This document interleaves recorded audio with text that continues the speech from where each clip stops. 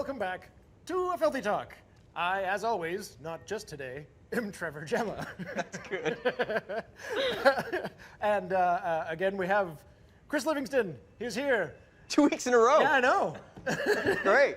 Is that a record? That is a record. No. I have not done 2 weeks in a row 1 yet. and 2. Yeah. Did I? You did. Okay. You did. Never mind then. Possibly Next 3. week we'll celebrate. We'll double check that. Actually, hey, fact checker. There's a fact for you. Yeah. My double brother, and we'll get into what that means. Casey Gemma is joining us. Hello. As well as Lizzi. Is it Pedersen? It is Pedersen. Pedersen. Okay. I thought it was Pedersen for the longest time. I say Pedersen, so it's my fault. Oh. It's easier, just I Pedersen. don't feel as bad. But then on the phone, they say Pedersen because they spell it wrong. And That whole makes sense. Pedersen thing. It's Danish. It's Danish. It's Danish. Yeah, that explains everything. Yeah. Nice though. It Yeah. doesn't. But Welcome and thanks for joining us. Let's get into it. So first things first, what are you drinking what are you drinking? over there? I have the bottle right here. I'm drinking gin. It's Tofino Rose and Hibiscus Gin. Yeah, I saw this from a distance before, and I thought for sure it was whiskey, but Yeah. it's a It's really nice really smelling good gin. I've never had a darker gin like that. It's delicious. If anybody wants gin, hit me up. Okay. All right. Okay. Got the gin. Good to know. I knew you were going to be drinking gin, and I have to apologize publicly Dropped the ball on my gin. because I was going to bring Odd Society Wallflower gin in, discussed yesterday, nice. and I completely forgot. Had my So, hopes up. It's okay. Tofino That happens. killed it. Nice. It's just Tofino Distillery. Yeah, I still haven't been to Tofino. it's great. It is. You haven't been to Tofino or the distillery? Or Both. Either. Okay, Yeah. you should go to It'd be Tofino. weird if I'd only been to the distillery and somehow not That would be a little Yeah. weird, yeah. For sure. What about you? I am drinking a Junction Box Pale Ale with other special things in it that I can't remember right now, so I apologize, Bev. But no, it's a Junction Box Pale Ale that was made in-house by Bev and Trevor in their shoot of Beyond the Brew, and I have to say this is quite delicious. I really enjoy it. It is hoppy, which I enjoy. It's not overly hoppy. It's got a lightness to it that makes it really drinkable. Like it's just I could dangerously drink a lot of that very easily. Yeah, it's very sessionable. So Sweet. I'm quite enjoying it. But this is a homemade beer here by AFL. So I'm very proud of that, and I'm very excited about it. I haven't even tried that yet. So Yeah. I'll have to get some of that. Yeah. 'Cause We I'm not share, drinking. but we don't do that anymore. No, there is no sharing. No. No sharing. No touching. No Touching. So I'm drinking the same thing we had. I think this is the last of it because I believe it just went out on the tap. No, I think there was just a problem with the tap. Oh, okay. So this is the La Maison Saison from Four Winds Brewery. I enjoyed it more last week for some reason, and I don't know why. You've changed your whole turkey diet, so now that you added corn back in What your did you diet, eat it affected your before? taste buds. What did I eat? It might have changed your A palate. salad. I would change my. No, I mean it's still good. It just doesn't taste the same that it did last week. I think maybe that you're right. Is that maybe I was just I've been denying myself good beer for so long that it was just like this is the best thing ever. And now it's like it's good. It is good. Yeah. It's I don't know. It tastes. I don't know. Maybe this was sitting in a line too long. I'm not sure. But what about you? I'm drinking a West Coast Pale Ale by Deep Cove Brewing. Ooh. Yeah, the method. Yeah. This guy. Yeah, right out of the tap. Nice. Yeah, because the Saison wouldn't work for me. Nice. Oh, right. Nice. Well, as usual, cheers, everybody. Yes, cheers. Cheers. Thank you for And joining us. Link. Oh, yeah. You another know the public COVID link? apology. It's like the Oh, bottom. another public apology. I didn't introduce Ryan. Me again. Ryan is Hello. here again, so also 2 weeks in a row. And welcome here as our fact checker and chat liaison Happy as to be usual. here. And if my eyes do not deceive me, drinking water. That's a vintage water. Straight Vintage vodka. How long has it That's been in a the cup? 2020 vintage water. Oh, boy. 2020 vintage. That's a bad year. It's a bad year, man. It is a bad year. Bad year. I might want to put that back. Lorona. Okay, so we've got an interesting new little piece down here, which kind of ties into a lot of what we're going to be talking about today. And if I might, real quick, Sure. I just want to say a little shout out, thank you to Lauren Lapham Yeah. for bringing this in because this was a gift from him and it is phenomenal. It's amazing. And I got a text message saying, "Hey, I left something for you," and I was like, "What?" Really cool. So thank you very much. Yeah, this is an awesome piece, and it'll be fun to use. Yeah. We can still get film, right? Yeah, can we shoot on it? I want to. God, I yeah. definitely want to shoot it. One day we're going to shoot something on this. Oh, hell yeah. Can we do a horror? Oh, we definitely should do Yeah. that. Sure. We should that's do a a great horror, idea. yeah, yeah. So I like your idea So that you were talking about yesterday about using this, filming something, and simultaneously filming it with, like, I mean, you said a phone, which we could do, or we could do a red camera Do or a red. whatever. Anything. But then just to show the difference in processing and see Time. just how different of a feel it is. Time. Yeah. We're in Time. for Time. horrors the One will hell be out of edited it. and cut by the time the footage comes back from this Yeah. one. Well, and how much time we have, like, on the post side and what we could do to it in post digitally. And Yeah. that'll But be a fun also- comparison. Also the time that you spend in rehearsal, right? Because you only have a certain amount of time in Oh, yeah. film. Don't screw it up. Right, because film's so expensive. Yeah. Now you can take 31 takes, and if your actors aren't getting it, you'll cut something together. But like, Or my favorite, you still better rolling. do it. Yeah, Still rolling. still rolling. We'll get it. But Yeah. So, I haven't dealt with a rollout in a long time. basically, a lot of what we're going to talk about today is various aspects of film. As we've mentioned before, a lot of the majority of our company is comprised of people who work in the film industry and have now joined us here in a YouTube studio where we have kind of shifted out of traditional film standards and exactly what they do. And we're trying to basically create something that we think is better. We're working on it. It's a work in progress, but taking what we loved, cutting out the crap we didn't. But yeah, so to kick us off, however, though, there was something I read a couple days ago, and I shared with you guys the article. So there's an act in the U.S. I guess it applies here as well. I don't know. I didn't look into the specifics of that, but that would be interesting. It's called the Paramount Act of 1948, and it was so that movie studios could not own movie theaters because when they did, they would favor their movies and not give independent theaters runs of their films until well after the initial release, so they couldn't make money because or as much money because the movies are most profitable when they first come out. So that's just been repealed. So now, because of the lower attendance and because of COVID-19, movie studios can, as of now, own movie theaters. But is that enough to save them? I mean, personally, no. No. I think we could all agree, theater is dead. Like film theaters to go see, like plays are still going to happen, but theater is dead. See, that's an interesting point, though, because theater could totally have died. Like live theater, but Sure. it wasn't killed by film and TV. no, but there's no other way to get the live theater experience at home, right? Whereas you can now watch any film on a phone at this point. Yeah. Like, what's the last movie you saw in theater? Oh, Remember. I think it might have been Avengers Endgame, but I'm not sure. Spider-Man. Was Maybe? did that come, yeah, okay. that Far makes From sense. Home. Oh yeah, Far From Home. Oh, I Okay. went to see it together. It was probably that. I had to look on my email because I buy all my tickets online, Yeah. and it was Parasite in last November. So it's Which almost is- been a year. Kind of a hilarious last film, but yes.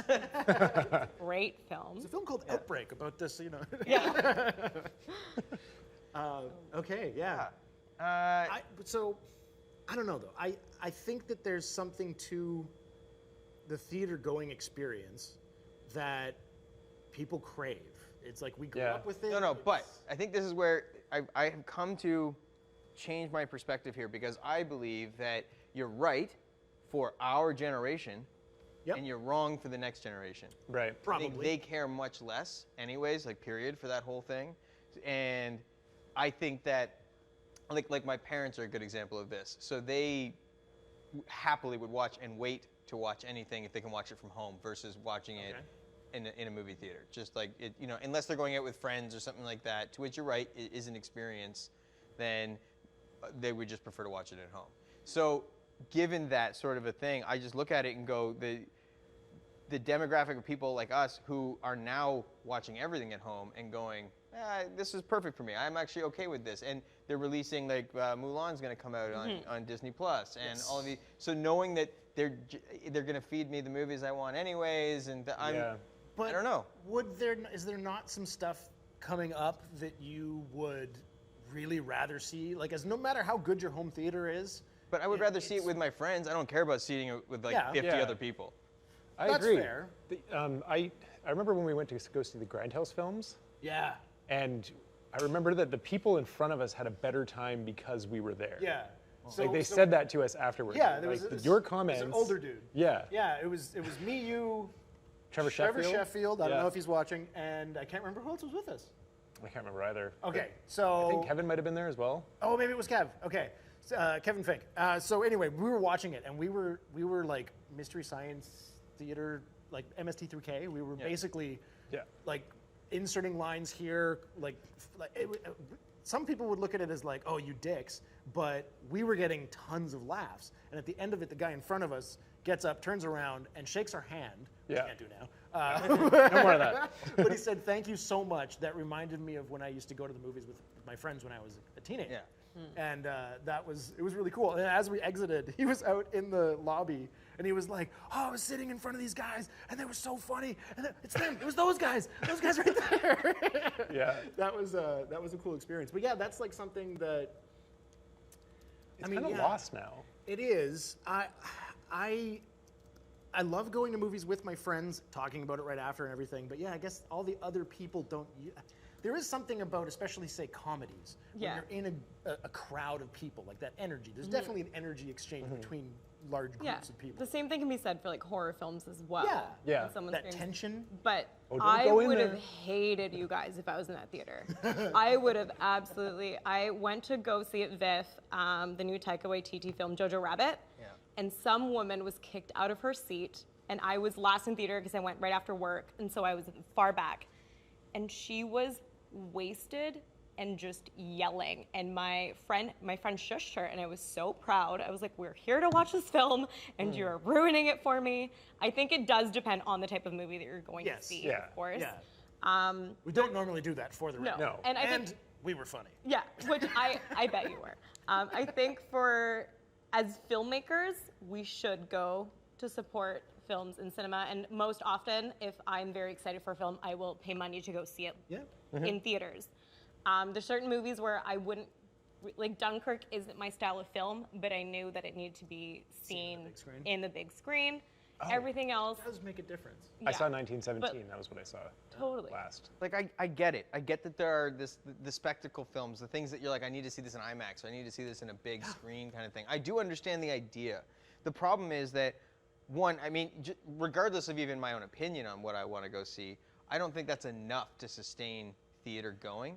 Okay, so with this, I read something months ago, like early pandemic. Oh Is that God. how we're dating Early. 2020 now? Oh, it is. The early pandemic Beginning days. of the mid-pandemic. It was like Yeah. a month. Pre-first wave. Post-pandemic. They were already Yeah. talking about movie theaters shutting down and how are they going to be able to return because numbers were already dwindling, and they were talking about the Paramount Act.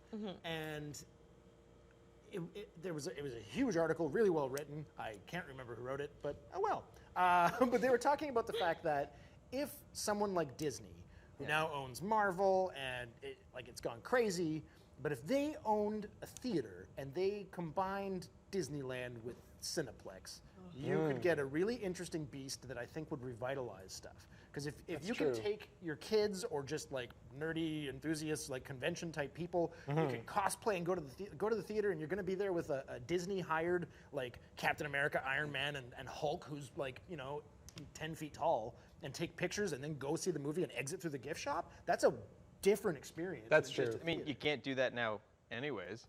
But Yeah. you can't go be taking a photo with a guy like a Hulk No, or a but I mean, theoretically, Oh, Ryan, what's up? I was going to say they tried that in the 90s and it failed miserably. It was Where? called Disney Quest. Yeah. It was their Really? attempt to basically roll out a chain of like urban sort of like cinema combined with like arcade, combined with like, those like you're in a box on like servos and it like moves around kind of rides, and they like put them in like a bunch of cities, and people did not like them. personally, I would Yeah. hate it.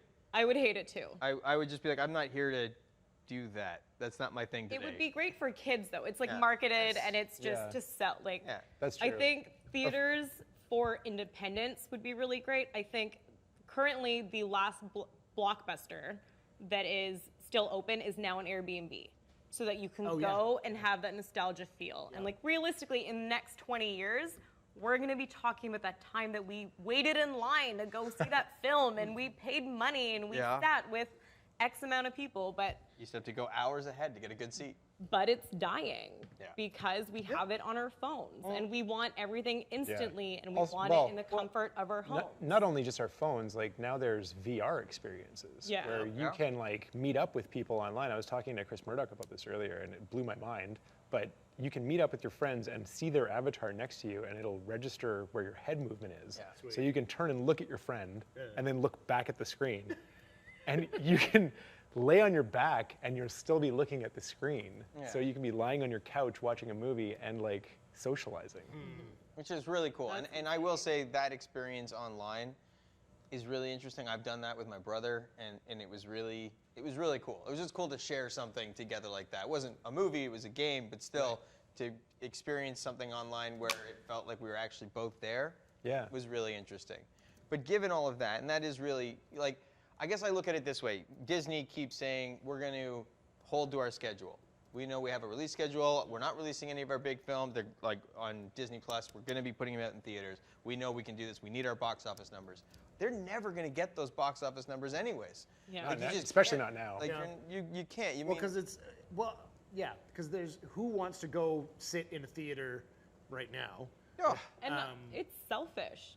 It to- is. It at is. that point, like unless you close some seats and only let X amount of people, you're still never going to make that amount of money. Yeah. And we are in a pandemic that has hit nearly every country in the world.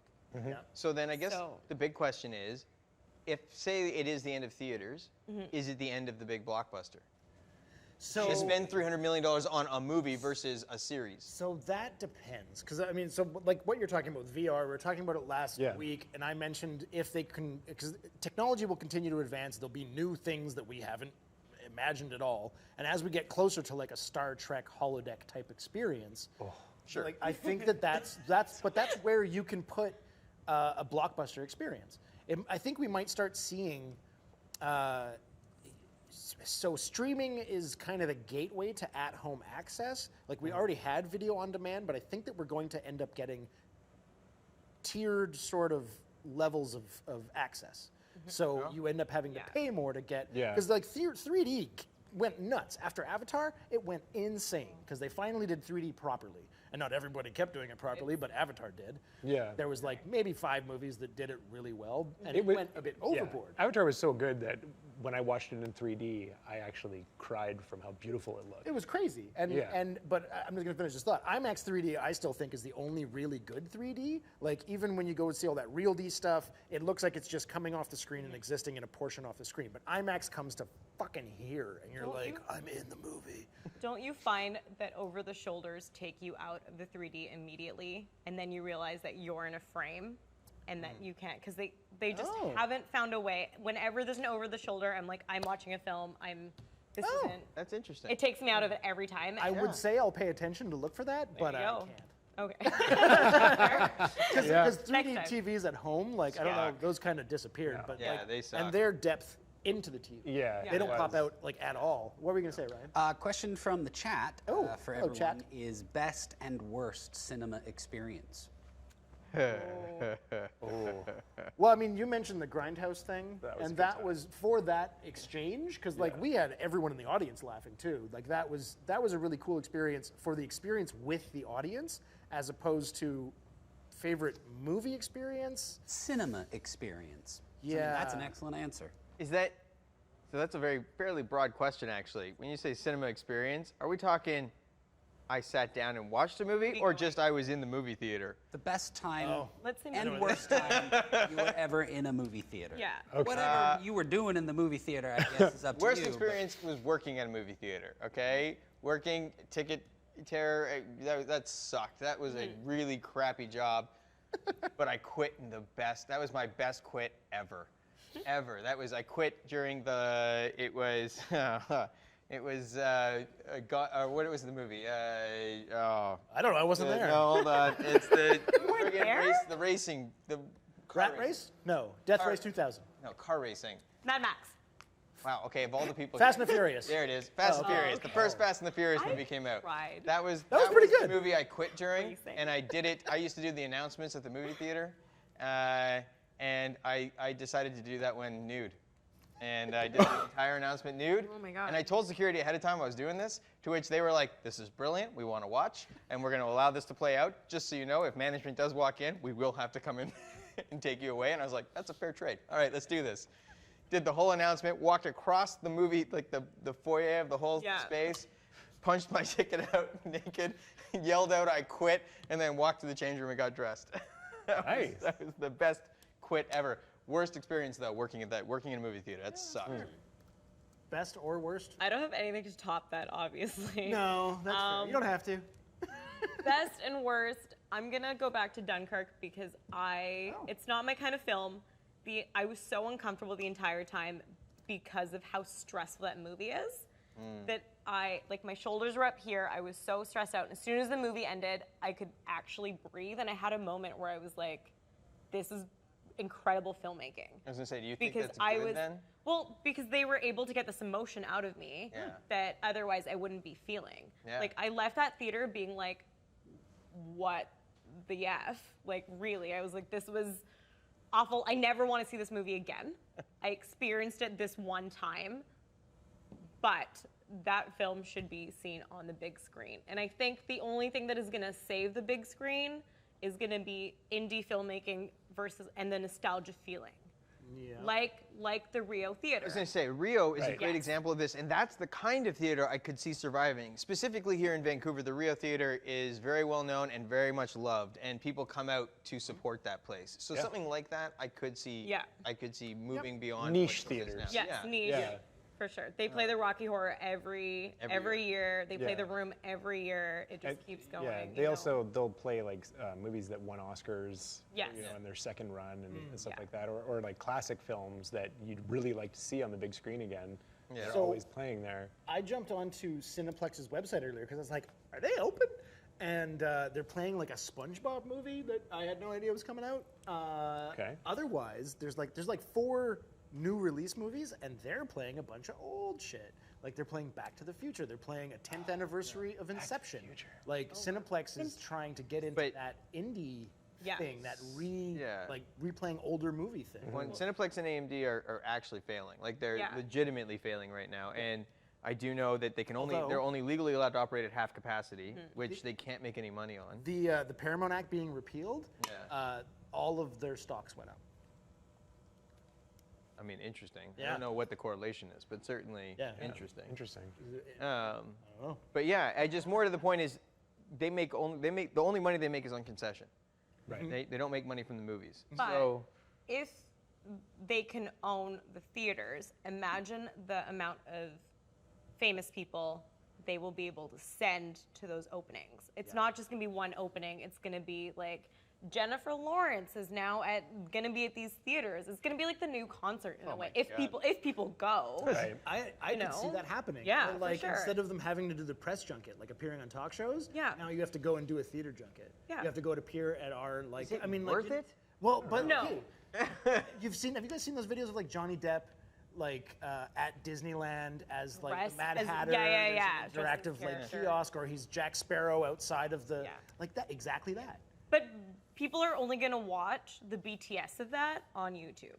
You know what I mean? Like, that is only going to be a couple of years of success, and then people are going to be tired of it. Like, throughout COVID, I think what we've learned as a society is that we can do so much from our homes, and we don't need to leave our houses. As a millennial that has 4 different streaming services to watch whatever she needs, I watch a lot of TV, let me tell you. And I just, a personal thing, it makes me really mad that people attach TV to being lazy, because this is my job and my career. Right. And so whenever it's like, oh, you watch TV, I'm like, okay, but it's my passion. Television and film is my passion. It makes me happy. Yeah. Totally. Yeah, I'm the same. I mean, I watch everything. I've watched some of the worst stuff I could possibly watch just to understand why it was popular. Yeah. Because I needed to know what was it that people got on board. You learn from it. Like, I just want to learn from this. But but again, I'm also big into streaming services, and the first thing that skyrocketed during the beginning of COVID was YouTube. YouTube just went up, like it blew up, because here's a group of people that can continue to make new content all the time. It's fresh. Here's something for you. And film can't do that. And I don't think that It doesn't have the turnaround. I think it's safe to say, out of any film company, the ones that running on YouTube were the only ones that didn't shut down. Yeah. All of my friends in the industry had to take time off. Yeah. Yep. And hearing the steps, because we are such a small community, we are able to make content safely. We're all in the same bubble. But I have friends that are working on these shows that all of their meetings that have over like 60, 70, 80 people on Zoom. Yeah. Everything's online now. Jesus, that'd be awful. If you work in the office, you have to be Mute your COVID mic. tested once a week. If you're on set, it's every 3 days. You get a wristband as if you're at a music festival for beer. And they update the wristbands to know if you've been tested or not. That would have been my first question. Does this come with free beer? No, definitely not. On the grip truck. Where's the VIP area? Yeah. Did you have a different answer for best or worst film experience? I think my best film experience might have been Terminator 2. Oh. Because when I went to see it, like I had seen the original, I'd seen the first Terminator, and that moment when he says, "I swear, I will not kill anyone," the whole audience went, "Boo!" And I thought that was so freaking hilarious, right? Like, and that movie was just amazing. Yeah, fair enough. I mean, it holds up. You can watch it today, and it's still good. Yeah. Okay, so you were mentioning a thing. So something I also read. It was part of the same article, but the guy saying Disney and whatever could make theaters. They think that like his projection in all of this was that because of COVID, we're going to see film production in general change. Yes. The way that everything is made, film and TV. But it's not, and this is the problem. And Well, we were talking about this a little bit. Well, no, it hasn't yet, but we're still like only 4 months. I think it's into a only pandemic. No, that's not what I mean. It's more like what we were talking about is they're doing these things. You got to get tested. From the people I've spoken to, production is much slower. It's Of course much slower. yeah, However, the deadlines are the same. They're not giving you more time. Oh. They're saying yeah. So I don't know how those two. But the way that they were ends- saying it would change is that we're going to see a resurgence. This guy was predicting another golden era of indie filmmaking. Essentially, the kind of thing that we're doing. Yes. Like, I was like, well, this is good timing. Because he was saying the only people who will be able to we planned survive it. this are units that, like, because everyone here works on everything we do. We don't, on our biggest show, we do have to bring in day calls. That's why we haven't gotten to it yet, because we need to figure out proper protocols for that. Yeah. But otherwise, it's like typically in film, you work on a show, and then you might stay with your department and whatever the head of that department gets as a next gig, but all the other departments might change.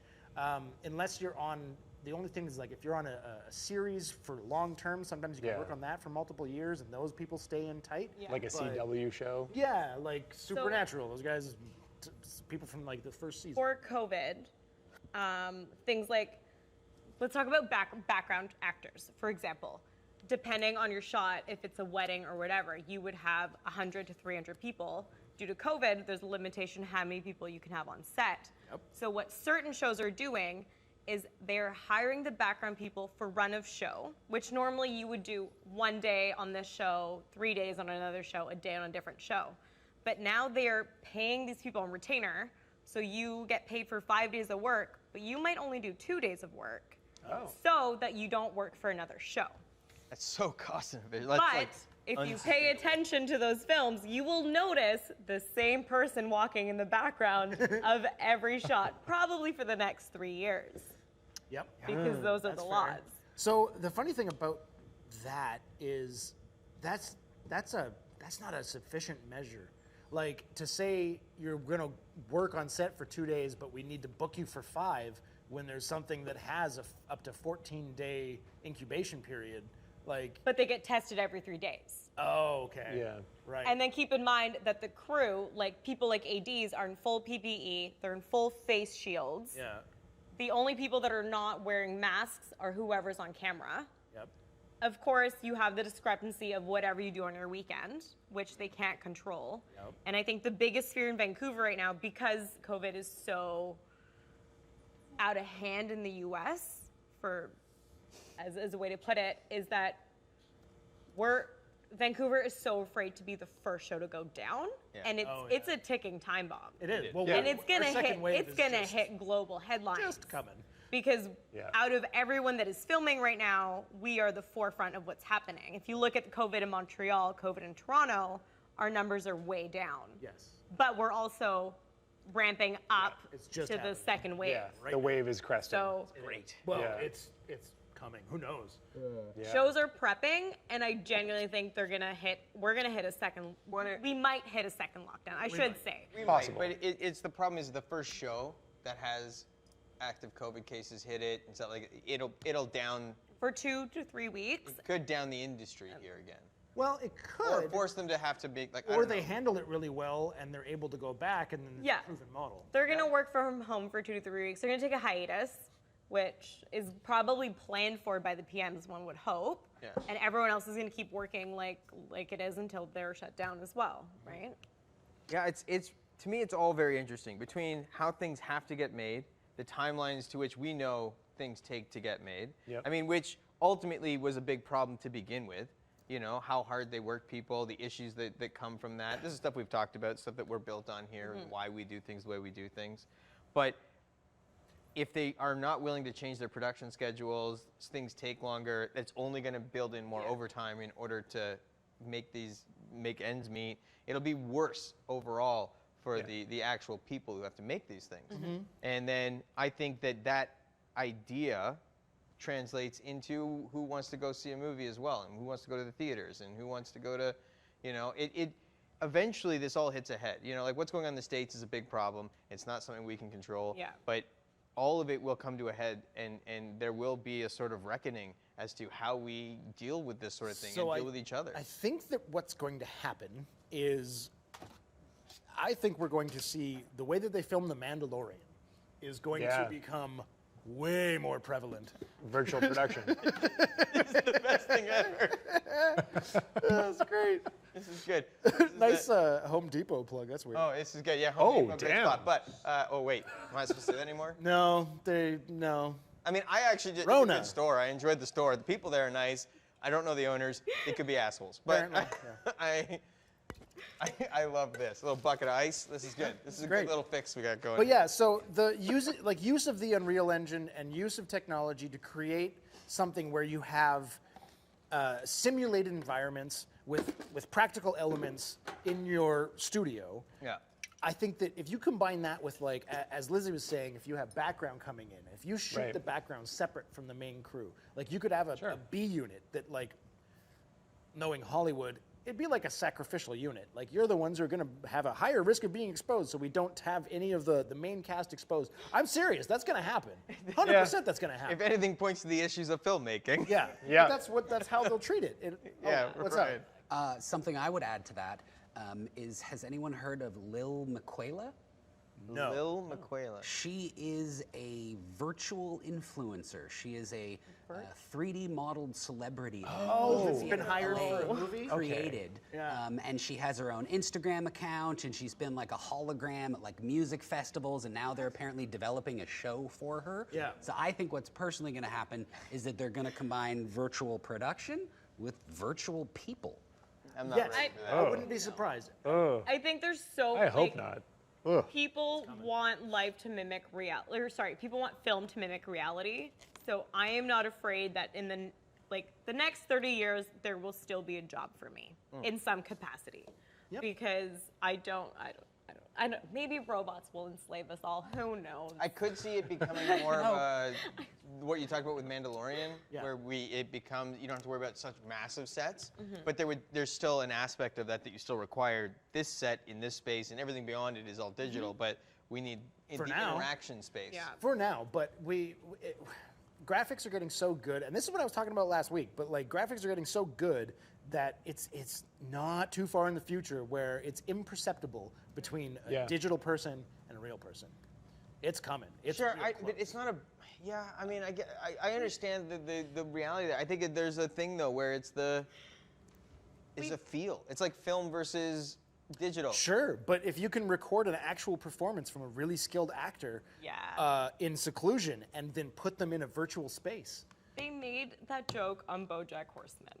Oh, really? Where yes, it is one of the best shows on Netflix. I don't know if I'm allowed to say any of this. It is incredible. You should watch it. Right now. This shit is live. It's that joke where he is, I can't remember exactly what's happening. He's an alcoholic and so on. He's a horse. That they 3D print his face, and then all of the acting, they just do it on the computer so that he doesn't actually have to be there. And the performance is incredible. It's ridiculous. But Better at the than he same could time, do. I have two very different points to make. One, we've seen enough of these movies to know that this will not end well, and we need to stop. That's true. Like we've seen all of these films. We know that TV mimics real life. We know that on Star Trek they had a cell phone. We created cell phones. Yeah. On 2001: Space Odyssey they had tablets. We created tablets. We know that science fiction filmmaking will help us. People want that kind of technology, and so we get it, and we know that robots will kill us all, so we need to stop. Here's the thing, we don't know that. We don't know that. We predict that and we project that. So I have a friend, Serial Jin, Sean, if you're watching, hi. He said, we need to stop making so much post-apocalyptic and negative. It sells tickets. But like you said, Star Trek, all of the things that they had in that were sci-fi at the time, we now have. Yes. So if we start creating more content to inspire utopic ideas in us, then perhaps it becomes a self-fulfilling prophecy, and we move toward robots that are not here to kill us or enslave us. So we should make happier films. Yes. Right. I mean, Project into the world. Don't build Yes. a robot Yeah. and give it the job of making the world better, okay? Because that's what will kill us. Yeah. Because the clear answer is get rid of humans. Let's not So- do that. Yeah. The thing is, we know that that's easy the solve. message. Yeah. Like, we know as humans that we're the problem, Yes. and that's what we're projecting into our film. Well, and we program the robots. That's exactly it. My second point that is not related to the rest of this conversation, but way back when, is do you think that because of COVID and due to the laws with the border, do you think that we're going to get a lot of more Canadian stars now? Yes. Yeah. Well, I Hopefully. mean, so Netflix just had they had put a call out. They're spending like $1.2 billion.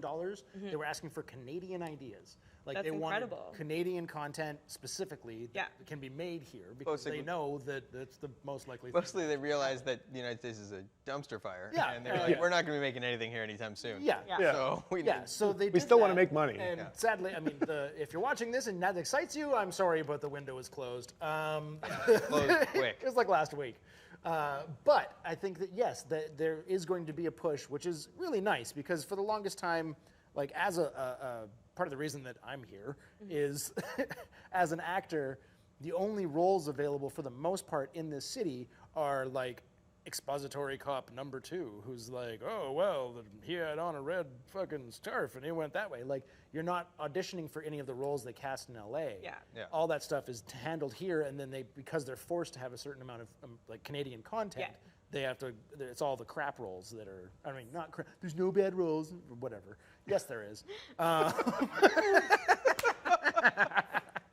Like a personal level over Yeah, here. right Yeah, there. yeah. That's going. Yeah, Do you feel attacked? Yeah. I do, by myself. I just went on a rant. So I think there will be more Canadian content made, which I think is great, and Yeah. actually something that is Yeah. a large part of this company, and the premise of the idea of this was built on, wanting to show what we can make. We make in Vancouver so many of the big blockbuster films that people go to theaters to Yeah. watch. Toronto. Yeah. And Montreal. well, in Toronto, but specifically do in tons, Vancouver, yeah. we do Yeah. tons. Yeah. What always bothered me was more just that they're American films. So everyone's like, Yeah. oh, these American films are great. Yeah. I'm like, okay, but like 90% of that work is Canadian. Yep. For sure. And- But by Canadian content, do you mean Canadian stars, or do you mean content where we are going to showcase Vancouver being Vancouver? Do you know what I mean? There aren't many shows like that.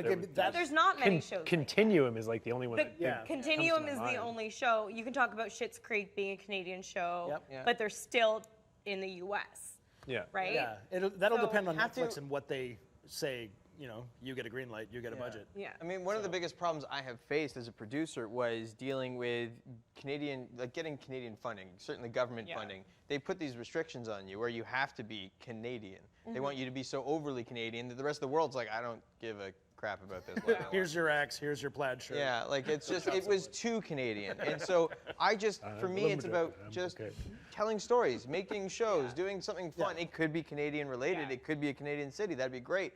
But just something made by us that showcases that we have that skill. When I go to festivals and they're like, it's like, oh, Canadian content. Yeah. But so do we. We do have a Canadian identity, but it would be so nice to have a show that is based in Vancouver about Vancouver. The thing is, the West Coast is so similar to each other. Yeah. If you go to Seattle, you'll have things in common. If I go to Toronto, I'm not gonna have things in common with the people from Toronto, but like LA and Vancouver, the thing is, I worked on a show where they wanted it to be East Coast, but all the producers were from LA. Yeah. So they originally were going to shoot in Montreal, but they decided that they're going to shoot in Vancouver because the flight from LA to Montreal was too long. That makes sense. And their first lead was from the East Coast, and she wanted to be in the East Coast, and they went with their second option because she was from LA, because the flight from LA to Vancouver was so much shorter. Yep. And so the time difference, that's a factor as well. That's exactly it. Like, it doesn't take us long to get to LA, but due to COVID, we can't fly those people back and forth anymore. No. They either figure out a way to come up here, they marry a Canadian or something to be family at this point. It's ridiculous, the amount of people that want to get in here. Yeah. But then they stay here. And so we're at the point where it's like Vancouver is this hub for film, but we never play ourselves, and that makes me sad. I really want to make it a is zombie such a movie. beautiful city. Yeah. We're everything but Vancouver, and the best part about this company is that we know that we're Vancouver. Yeah. Yep. And we play on that. We're drinking Vancouver beer. We're Hell yeah. drinking BC gin. Like, things are made here for here, and if we have people in the U.S., we tell them we're from Vancouver. Yeah. We say sorry with an O. Figure it out. Like, it is what it is, you know? So And that's our charm. I have a feature in my back pocket that I need to actually finish. It's a zombie movie that the outbreak starts here and goes out, and I Speaking of not making more post-apocalyptic movies, but yes. True. Have you talked to Ryan? He has a zombie movie. Oh, Trevor knows. We've pitched zombie movies at each other. Oh, okay. I think I remember reading your intro. Yeah. The intro. I mean, Trevor's film is great. I've heard all about it. It's a great idea. We should make it someday. It's huge. Someday we'll get there. It's a someday so project. I did have a bunch of questions, but we've just been riffing. I do want to ask the panel though, what aspects of filmmaking, like being on set, do you guys think that COVID and this pandemic would make the most challenging? I mean, all of it? I would say personally is the actual filming, like of all the stages that go on, there are a lot of it you can do from home, but or at a distance. But when you're filming something, you're on top of each other. Like you're generally like, well, you can. How many of us have filmed in tight quarters? Yeah, I mean, if you get tested and you've got a mask, I think you're okay. Yeah. What I think is gonna happen is there's gonna be less bullshit. Like on certain days where we're like, we need 4 onsets for this one scene, they're gonna be like, no, you don't. They're gonna limit the amount of people that are in these quarters. Well, I was reading through that you forwarded it to everybody in the company, the union guidelines of so that they have a pyramid, and the first thing is elimination. Like the top of it is that's how we prevent stuff, is like limiting the number of people. You need to be here. Yeah. I really don't. I can do this from my house. Yeah. So I think that will be a big push. Personally, I think that the most difficult thing is craft services. I think that's funny. I was thinking the same like our thing. snacks. We like to eat food. Oh yeah, it's for those who aren't from film. Craft services is like a tent with all kinds of little grocery store. All kinds of stuff that's bad for you. Yeah, they've got there's good stuff too. There's soups occasionally, and whatever, but there's a lot of candy. Pastries, The thing is, candies. if you want people to work more than 12 hours, you have to feed them. Yeah. We're food-motivated creatures. It's true. We have sandwiches after 4 hours. We have hot snack after lunch. And if hot snack is late, you better be paying. Sandwiches you are after better 3. be paying me Yeah. extra. Sorry. That's right. 3 hours in, it's sandwiches. I don't. Yeah, I don't 6 hours. I've 6 been hours here you a have to year. I don't deliver. remember what it was like. That's right. But Sandwich yeah, I penalty. think craft would be the hardest thing. And even before there was ever a pandemic, I'm not like a germaphobe, but I did have people would always be like, "Oh, what do you do?" Because they have tongs. Yeah. They're like, you have to use the tongs, and I'm like, everyone uses the tongs, so everyone's touching the tongs. I am gonna eat this. I was that person I didn't touch anything else. that would walk in and just cough on everything. Oh, gross. Nice. Just That's so you mine know, now. That's me. mine now. That's me. That's me. Yeah. That's me. I mean, I guess my problem is that I'm the one that doesn't care that you went in and coughed and Then everything. So we're match made in it heaven. was Back it was then. certainly back then. Yeah. I mean, now well, would you still not care? I mean, That's now I would reckless. Now care you're wearing more, a but it was mask. more to say that it was just like, yeah, I think that the funny part of all of this is there is that element of you get to a point where you just go, I don't care anymore. I can't do all the things. I need to just live, and which is where the United States has gone completely wrong. But I Yeah. think I that mean- like. Yeah, they got there real fast. It really depends.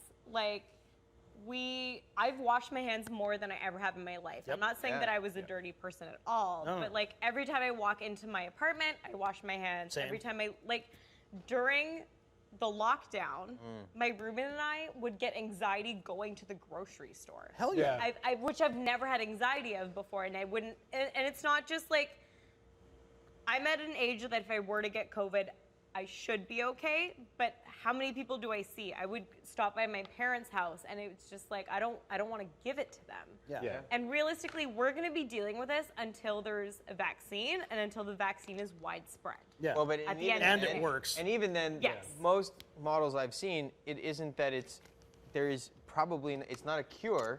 It's probably going to be more like a flu vaccine. Yeah. It'll be Yeah. it'll become a yearly thing. It might be a quarterly Right. thing. Quarterly thing. But 'Cause the it'll virus be an is gonna- ongoing yeah. event. You won't be able to be, as the virus changes or something, we'll have to just get another vaccine, and Yeah. now you're good for this one. Although I did see a really hopeful article. This is off topic from film, but whatever. I saw a really hopeful article that scientists have figured out a way to a potential weakness in the virus that has it has a Sharks. negatively what? Sharks. No, Sharks. it has a negatively It is sharks. negatively They can't get charged Fact checker. Fact electron near the what is the part on all outside of it? All the little spiky bits. What do they call that? we need to look But that up. The spiky bits that dangly We things. work has in a bunch film, more we're of not scientists. that stick to. All of us work in I'm sorry, Roz and Matt. Yeah. They're scientists, but those. If they're watching, what is this thing?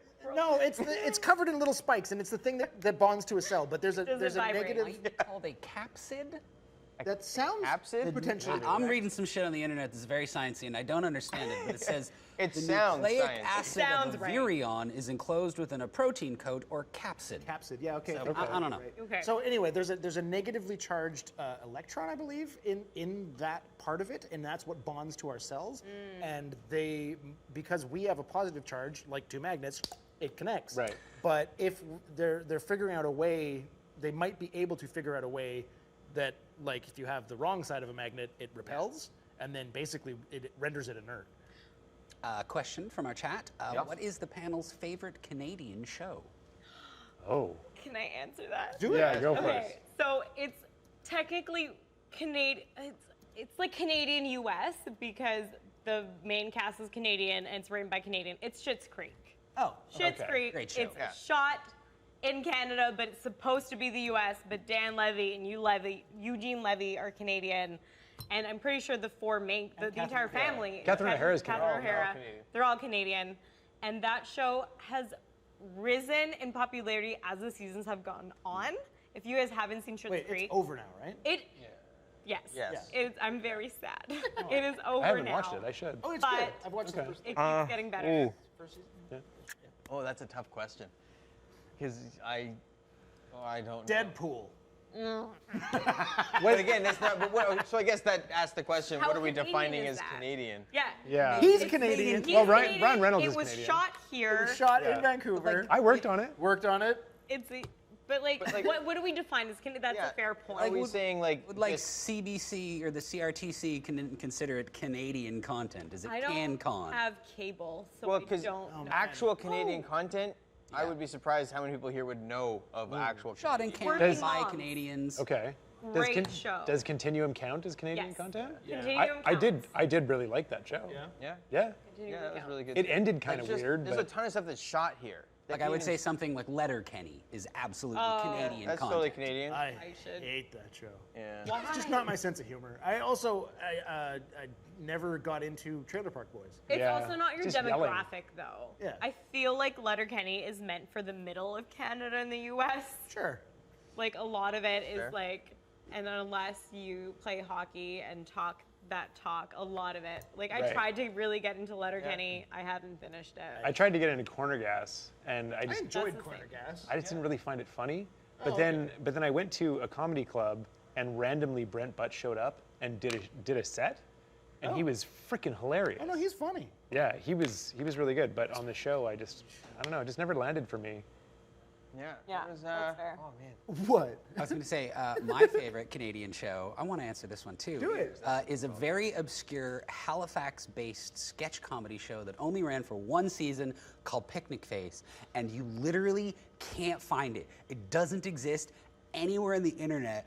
And I found on Twitter, this guy, Mark Little, who was one of the principals on it, shared a private Vimeo link with me that was password protected so I could watch the show. It was one of the greatest days of my Did life. you say Picnic Face? Picnic Face. Face. We've had this conversation. Yeah, oh yeah. I espouse the gospel of Picnic Face to The anyone who will listen. Baroness von Sketch show. Great show. is Oh, that's pretty good. Canadian. That's It is Canadian? That is Canadian. Oh, that's really good. That is Canadian. They're really It is a good. great show. It's on CBC. I have the app Oh. on my Apple TV. That's the only reason I know it exists, Yeah. because Nice, good call. internet. The original There Tom was, Green show. Oh yeah. There was a show called Oh, Traders years ago. Does anybody know what Traders was? Traders? No. Was it about Traders stock was market it was about stock market. Yeah, It I was a remember drama that. shot in Toronto, and it was a very Canadian show. But it was the first show I had ever seen that showed me sort of more of a real high-end dramatic Canadian Yeah. show. And it predates Corner Gas and all that other stuff. It was just like, which is the other side of this, which is funny to me because this was the first dramatic Canadian series I had seen that was impressive. Dramatic how? It was a serious Boring. show. It wasn't. No, it was a serious show. You know, like it wasn't a comedy. It wasn't a. Like Dragon's Den, we have that Canadian version. Of yeah, that. sure. There's like- that. I Yeah. guess I meant more like it was a scripted drama. It wasn't. Narrative drama, Okay. okay. It was a narrative drama. It wasn't reality TV. Got It was okay. a scripted show. Yeah. Dealing with serious emotions. Yeah, I have it was, no it idea. had it starred from Red and Green, Red Green show. Really? Yeah, the guy, not the bearded guy. Not Red Green himself. Okay, No, but I'm the, like, the what? other guy, That- the nerdier one. Can we talk Okay. about Red Green though? And as Which far also, as, by the way, now that Actually, you yeah, said that, Red Green Green is my show. favorite as show. far as Canadian. Oh, mine's content SCTV. goes, Sorry, that was. Was Red Green Canadian? Yes. Yes. It was. Okay. Oh yeah. They taught me that you can fix anything with duct tape. Yeah, it's Yes, mostly it was true. sort of Relatively true. It's mostly It's true. mostly true. And then they made a film.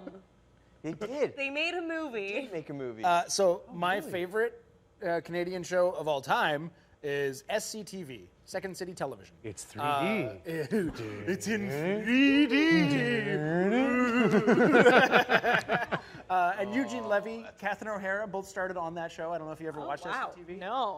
Before my time. John Candy. I had all the greats. It was Martin Short. Yeah, and it was connected to SNL. It was. It was like the precursor. It's all Yeah. Second City. Yeah. But yeah, SCTV was hilarious. It was But really that's good. where Bob and Doug McKenzie come from. You don't know Bob and Doug? Oh, you guys are all hosers, eh? Yeah, a bunch of hosers. Before my time. Oh, you should check out SCTV. It holds up. I'm a youngin. And does. like Catherine O'Hara and Eugene Levy, like, So funny. they're hilarious on that show. And who's the other? What's her name? Gilda Redder? No, Gilda Radner was SNL. No, she was SNL. Yeah. Look up the cast, Ryan, of SCTV. Eugene Levy, Yeah, Catherine Catherine O'Hara. O'Hara, yeah. Who was? She was the really guy that was tiny. Bob from Bob and Doug. You know what was my Dave Thomas, Andrea Martin, Andrea Martin. Martin. Oh, she was Andrea awesome. Martin. Andy and Rick Catherine O'Hara are Moranis, two Martin of the Short, funniest. Harold Ramis. Yeah. It had It was some like people all of the heavyweights So of Canadian comedy from like ever. from Yeah. ever. Yeah, I don't know basically. what that means. Pretty much. What the The heavyweights? heavies of Canadian comedy. Yeah, like I know Catherine O'Hara and Eugene Levy. You don't know John Candy or? John Candy. Or Harold Ramis? How old are you? Have you seen Ghostbusters? You know what? I've never seen Ghostbusters from beginning to end. That's okay. That's all right. Is it okay? You should just grab your phone and go. I feel like you died a little bit inside. No. When people say that kind of thing, it's just opportunity for you to watch the show. It is. I feel like I'm like maybe 10 years younger than all of you. Could be right. Stand. Yeah, okay. Probably true in my case. Maybe. I'm like Let's 22, not talk about it. so, I'm young. It's fine. Yeah, SCTV was great, and We'll never actually get old. there was a period of time before we started this company where Chris, myself, and the Dav were working on a bunch of our own like old sketch comedy stuff, Yeah. and I had stated that I would love to revitalize a new SCTV because the premise of SCTV was it is just a sketch comedy show, Yeah. but it was a fake production studio. Like it was a that's fake right, yeah. film production studio, and it was all the shows that were on that. Yeah. Oh, geez, really? Okay, sorry. That was just Natasha telling me we have 5 minutes left. Oh my Okay, God. I got some questions for you guys. Don't do this. Oh my God! Wait. Okay, well, I was going to say, do you think drive-ins will make a comeback? But that was way at the beginning. Okay, everybody, really quickly, favorite shows you've worked on? Favorite shows? The first Deadpool. Oh God. I had a really good time making that. Fair enough. There was just like the vibe was good. You could tell it was going to be a hit. Yeah. Just working on it. Everybody was like in good spirits, and like Crafty was good. Catering was good, and like some days we got to go home early. Nice. It was fantastic. I had a blast working on that show. Well, they're thinking mine wasn't so much. There was wow factor in a bunch of the stuff, like Star Trek and Pirates and whatever, but my favorite crew was Lucifer Season 2. Shout out to everyone who worked on Lucifer Season 2. Yeah. Some of them are here.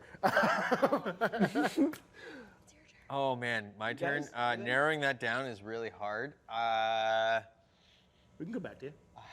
I would say iRobot. Oh, iRobot. Wow. iRobot was Taking actually it my back. favorite. I had a lot of fun on that. Working with the people was a lot of fun. Will Smith was awesome. And honestly, he just treated everybody so well, and he had the world's largest Apple Box built so that he could sing anybody whose birthday it was, happy birthday Oh, that's on so their cool. birthday. Oh, that's and it so was cool. massive. This Apple Box was like huge. He'd stand up in front of you and just sing you happy birthday. It was really awkward. It was great. That's lovely. Super great. It was a lot of fun. Okay, I have two answers. One is because I met my best friend and roommate on season 1 of Van Helsing, Oh. which I did that from beginning to end. I didn't do season 2, so I missed all of you. I feel like I met you on some MOW though. We did meet. Yeah, we met at MOW. We figured that out like when you came in for an interview.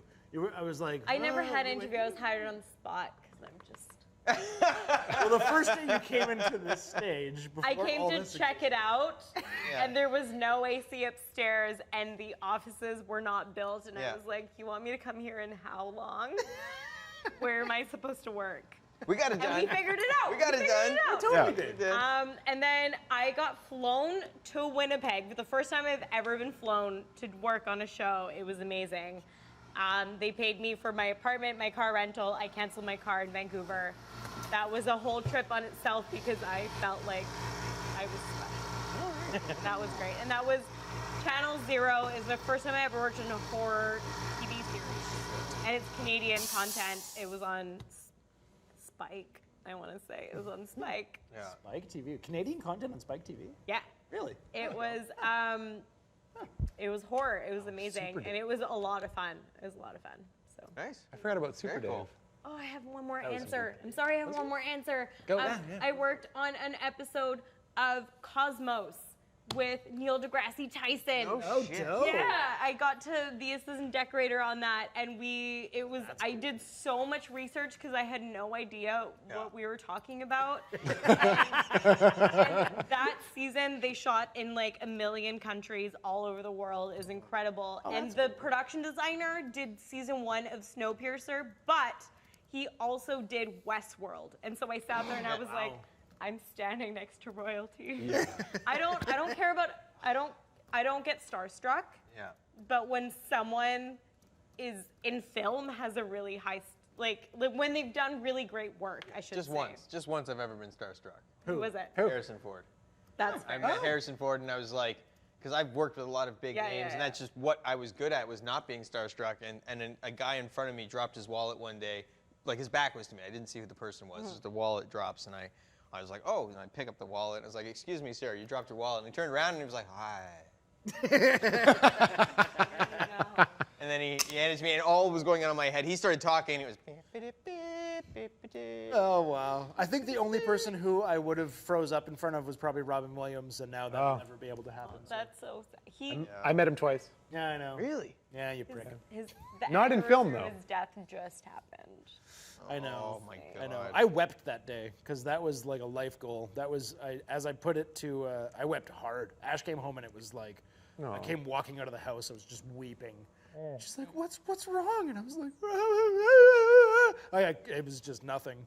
And I cried for hours. I was inconsolable because, it's actually choking me up right now. Yeah. On a happy Well, you note, used to listen to his tape live at the net every night when you went to bed. The way I put it is, this is hard to say. That was my Everest, yeah. and it's crumbled. Oh, On a happy note, though, who is that one person that you would love to work with and why? To work with now?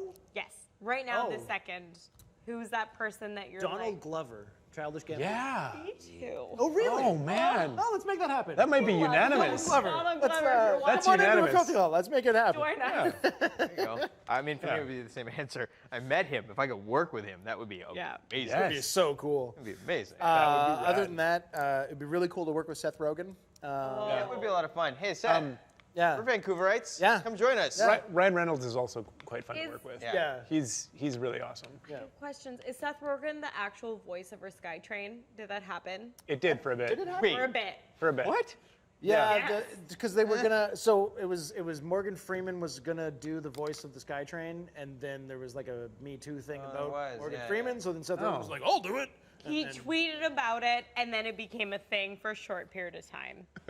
Is it still a thing? And I'm pretty sure it was just his laugh for most of it. Let's be honest.